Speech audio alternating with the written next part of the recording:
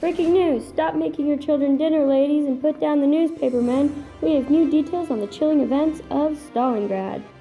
Hello, I'm your host, Miss Felke, and this is my co-host, Miss Brown. Hello, and also let me introduce our guest speaker, a German soldier, Adolf Hitler. Stop. Our highlights today are that German forces attempted to make their way into Stalingrad and take over the industrial city. The Germans were unable to establish this goal, but were forced to retreat due to Soviet defense. There has been a major victory for the Soviets.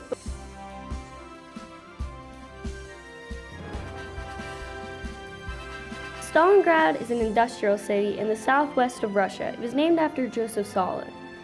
The city was a major transport site for the Soviet Union. Hitler also hated Stalin, which really pushed his interest to take down the city, named after his opponent.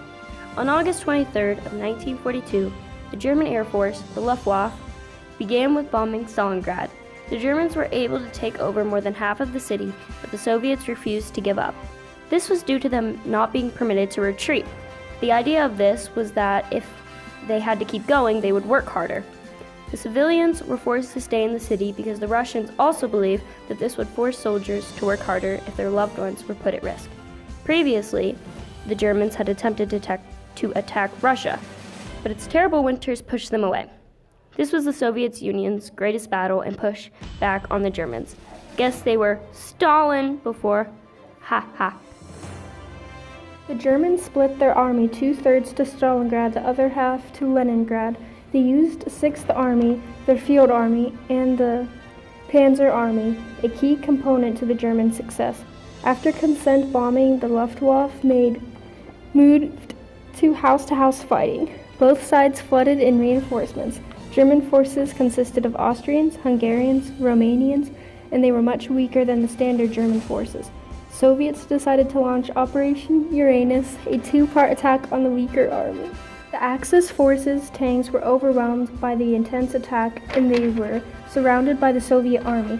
Hitler ordered his forces make no attempt to escape or retreat, so they attempted to give the troops supplies by air and also through air attacks, tried to break up the surrounding formations.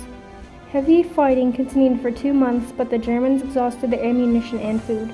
The surviving troops had to surrender. 1 million Axis troops died and 12 million Soviet soldiers perished. Civilians were forced to stay, and because of this, many were killed. 80,000 in Leningrad alone. The attacks lasted 5 months, 1 week, and 3 days, ending on February 1943. Thank you, Miss Brown, for those staggering events and an explanation as to what happened. Now introducing our guest speaker, Adolf Hitler. Thanks for the info on the battle. Yeah, I was there. It was horrible. I am a German soldier who headed towards Stalingrad.